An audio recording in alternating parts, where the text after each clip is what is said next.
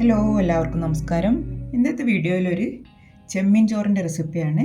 ഒരു കുക്കർ ചെമ്മീൻ ചോറാണിത്. അപ്പോൾ അതെങ്ങനെയാണ് ഉണ്ടാക്കിയത് നോക്കാം. അതിനു വേണ്ടി 250 ഗ്രാം ക്ലീൻ ചെയ്തെടുത്ത ചെമ്മീനാണ്. അതിലേക്ക് 1 ടീസ്പൂൺ മുളക് പൊടി, 1/4 ടീസ്പൂൺ മഞ്ഞൾപ്പൊടി, 1/2 ടീസ്പൂൺ മല്ലിപ്പൊടി, 1/4 ടീസ്പൂണോളം ഉപ്പും ചേർത്ത് നന്നായിട്ടൊന്ന് മിക്സ് ചെയ്ത് മാരിനേറ്റ് ചെയ്ത് ഒരു 10 മിനിറ്റ് മാറ്റി വെക്കാം. സമയമുണ്ട്, അരമണിക്കൂർ വെച്ചാൽ നല്ലതാണ്, അല്ലെങ്കിൽ 10 മിനിറ്റെങ്കിലും വെക്കണം. അതിന് ശേഷം കുറച്ച് വെജിറ്റബിൾസ് എടുത്തിട്ടുണ്ട്. ഒരു 10 ചെറിയുള്ളി, ഒരു 3 അല്ലി വെളുത്തുള്ളി, ഒരു ചെറിയ കഷ്ണം ഇഞ്ചി, പച്ചമുളക്, തക്കാളി വലുതാണെങ്കിൽ 1 മതി. എൻ്റെ അടുത്ത് ചെറുതായതുകൊണ്ട് ഞാൻ 1.5 എടുത്തിട്ടുണ്ട്. ഒരു വലിയ സവാള, കുറച്ചധികം കറിവേപ്പില, കുറച്ച് മല്ലിയില, പിന്നെ 1 കപ്പ് കൈമ റൈസുമാണ് എടുത്തത്.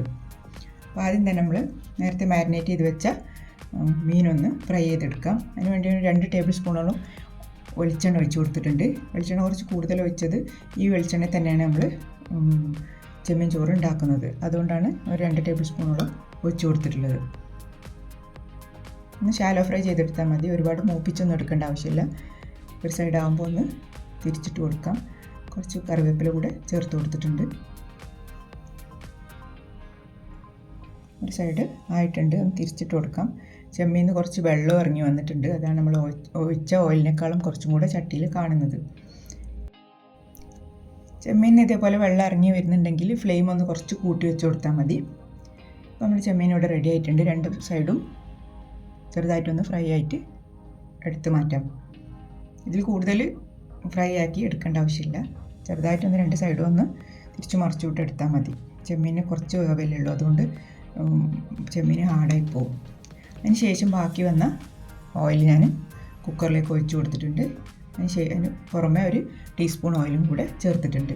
1 കഷ്ണം പട്ട, 2 ഗ്രാമ്പു, 1 ഏലക്കായ, ഇത്രയും ചേർത്ത് അതൊന്ന് പൊട്ടി വന്നതിന് ശേഷം നമ്മൾ നേരത്തെ എടുത്ത് വെച്ചിട്ടുള്ള സവാള 4 പീസാക്കിയതിന് ശേഷം സ്ലൈസ് ചെയ്തതാണ്.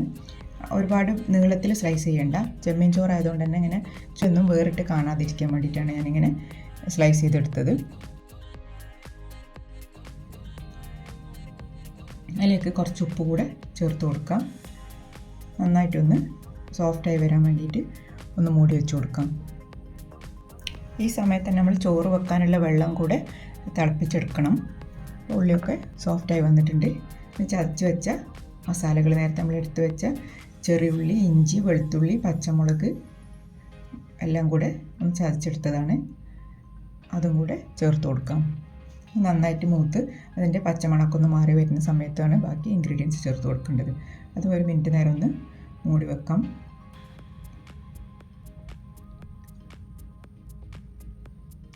അതിലേക്ക് ഇനി കറിവേപ്പില കൂടെ ചേർത്ത് കൊടുക്കാം. കറിവേപ്പില കുറച്ച് നല്ലോണം ചേർക്കുന്നുണ്ട്, അപ്പോഴാണ് നല്ലൊരു ടേസ്റ്റ് വരിക. കറിവേപ്പിലേൻ്റെ ഒരു സ്പെഷ്യൽ ടേസ്റ്റ് ഉണ്ടാവും ചോറിന്. എല്ലാം നന്നായിട്ട് വഴണ്ടി വന്നിട്ടുണ്ട്. ഇനി നമുക്ക് തക്കാളി കൂടി ചേർത്ത് കൊടുക്കാം. തക്കാളി ഒന്ന് സോഫ്റ്റ് ആവുന്ന വരെ ഒന്ന് വെയിറ്റ് ചെയ്യണം.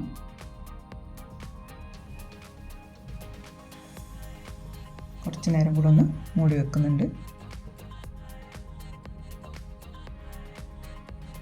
എല്ലാം നല്ല സോഫ്റ്റ് ആയിട്ടുണ്ട്. ഇനി പൊടികൾ ചേർത്ത് കൊടുക്കാം. 1 ടീസ്പൂൺ മുളക് പൊടിയാണ്. അപ്പോൾ പച്ചമുളകിൻ്റെ എരിവ് നോക്കിയിട്ട് വേണം പൊടിയിടാൻ. 1/2 ടീസ്പൂൺ മല്ലിപ്പൊടിയും 1/4 ടീസ്പൂൺ മഞ്ഞൾപ്പൊടിയും കൂടെ ചേർത്ത് കൊടുത്ത് അതും ഒന്ന് നന്നായിട്ട് വഴറ്റി ഒന്ന് പച്ചമണം മാറുന്നവരെ ഒന്ന് വഴറ്റി കൊടുക്കണം. നല്ല ചൂടുള്ള കുക്കറായതുകൊണ്ട് തന്നെ പെട്ടെന്ന് തന്നെ ഇതൊക്കെ മൂത്ത് കിട്ടും. ജസ്റ്റ് ഒന്ന് ഇളക്കി കൊടുക്കുമ്പോൾ തന്നെ മൂത്ത് കിട്ടും. ഇനി അതിലേക്ക് നമ്മൾ നേരത്തെ കഴുകി വാർത്ത് വെച്ച അരി ഇട്ട് കൊടുക്കാം. അരി നേരത്തെ തന്നെ കഴുകി വാർത്ത് വെക്കണം, ഒട്ടും വെള്ളം ഉണ്ടാവരുത്. അതിലേക്ക് നമ്മൾ ചേർത്ത് കൊടുക്കുമ്പോൾ നന്നായിട്ടൊന്ന് വഴറ്റി 1 മിനിറ്റ് നേരമൊക്കെ ഒന്ന് വഴറ്റി കൊടുക്കുക. അതിന് ശേഷം നമ്മൾ 1 കപ്പ് അരിക്ക് 1.25 കപ്പ് വെള്ളം എന്നുള്ള നിരക്കാണ് ഞാൻ എടുത്തത്.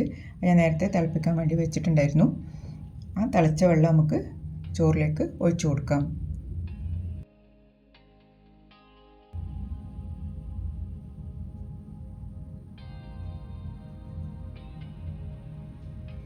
നന്നായിട്ടൊന്ന് യോജിപ്പിക്കുക. ഈ സമയത്ത് ഉപ്പൊക്കെ ഒന്ന് ചെക്ക് ചെയ്ത് നോക്കണം. ഇനി ആവശ്യമുള്ള ഉപ്പ് നമുക്ക് ചേർത്ത് കൊടുക്കാം. ഉപ്പും ചേർത്ത് കൊടുത്ത് ഒന്ന് മൂടി വെക്കുക. നന്നായിട്ടൊന്ന് തിളച്ച് വരണം. ഇപ്പോൾ ഒന്നും വെയിറ്റ് ഇടില്ല, കുറച്ചും കൂടി ഇൻഗ്രീഡിയൻസ് നമുക്ക് ചേർക്കാനുണ്ട്. അതിന് ശേഷം മാത്രം വെയിറ്റ് ഇട്ട് വെച്ചാൽ മതി. ഒരു 1/2 ടീസ്പൂൺ ഗരം മസാലപ്പൊടി ചേർത്തിട്ടുണ്ട്. പിന്നെ മല്ലിച്ചപ്പ് നമ്മൾ അരിഞ്ഞു വെച്ചതും ചേർത്തിട്ടുണ്ട്.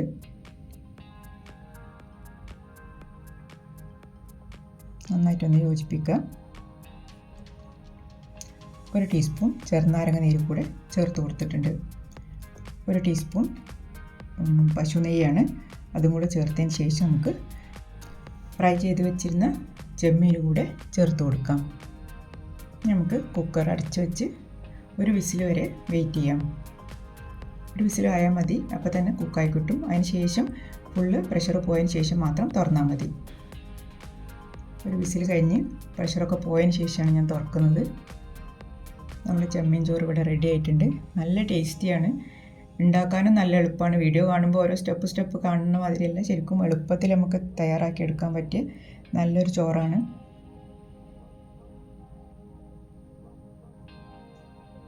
നല്ല ഫ്ലേവറൊക്കെ ഉള്ള ബിരിയാണീൻ്റെ ടേസ്റ്റേ അല്ല, കാണുമ്പോൾ ബിരിയാണീൻ്റെ ലുക്കാണെങ്കിലും നല്ല ഡിഫറെൻ്റ് ആയിട്ടുള്ളൊരു ടേസ്റ്റുമാണ്.